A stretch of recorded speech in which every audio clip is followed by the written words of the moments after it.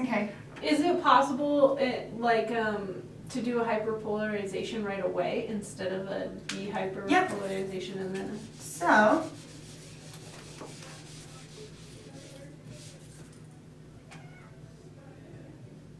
you're saying, here's threshold. Instead of going up, we're going to go down? Yeah. Is that what you're saying? Yeah. That would be called an IPSP, an inhibitory response. The normal one that we want to happen when we go up is called an EPSP, excitatory. This is exciting our cell to send the signal. All an action potential is an electrical signal letting our brain know what's going on with our body.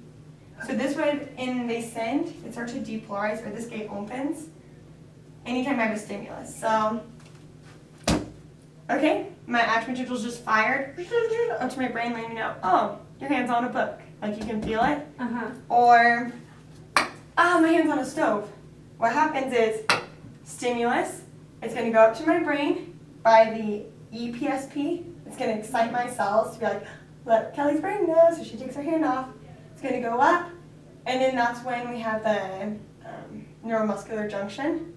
Okay. We've gone from neurons now to my muscles, and then actin and myosin are going to contract, so I can go, ow.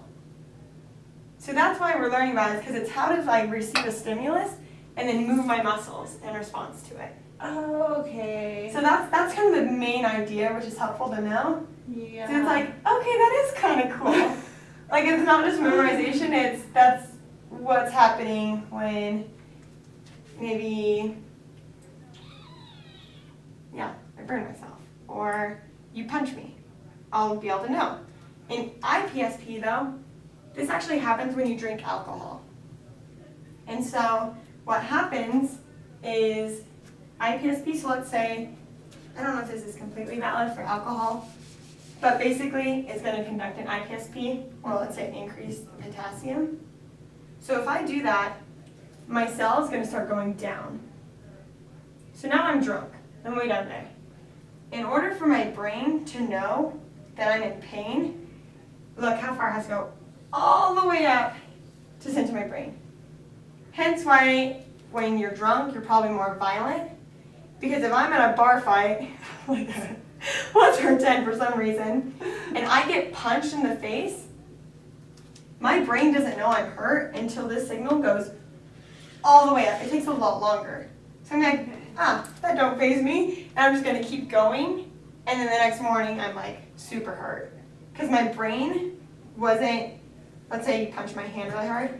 These action potentials, instead of being like, depolarization, oh, I should probably stop fighting. It's like, I'm not that hurt. Here. Okay. So that's when IPSP is. They're possible. They happen all the time. Or for example, the dentist. He talked about local anesthetics in class. And what he told you about that one was that local anesthetics is the drug that dentists will put in your gums, and it makes this gate not be able to open. If this gate doesn't open, these sodium aren't going to come in. Therefore, the positive charge, which is what makes this go up, doesn't happen. So if I'm always below threshold, because this is threshold, action potentials live by the all or none principle. So if it passes it, my brain will know. It's all the way. Okay. So all, but if it's right below it, it's none. No signal will be sent. So if I'm down here, will I feel when my dentist is drilling in my teeth? Nope, because my brain never knows. Does it only block the sodium gate? So will the potassium gate still open? This one doesn't open until this one. But let's say it does. My potassium wants to go in or out? Let's go out. Right. Look what charge it takes with it. A positive. So if I raise my positives and left with a bunch of negatives, that's going to bring me down. So then I'm really not going to feel it. Cool, huh?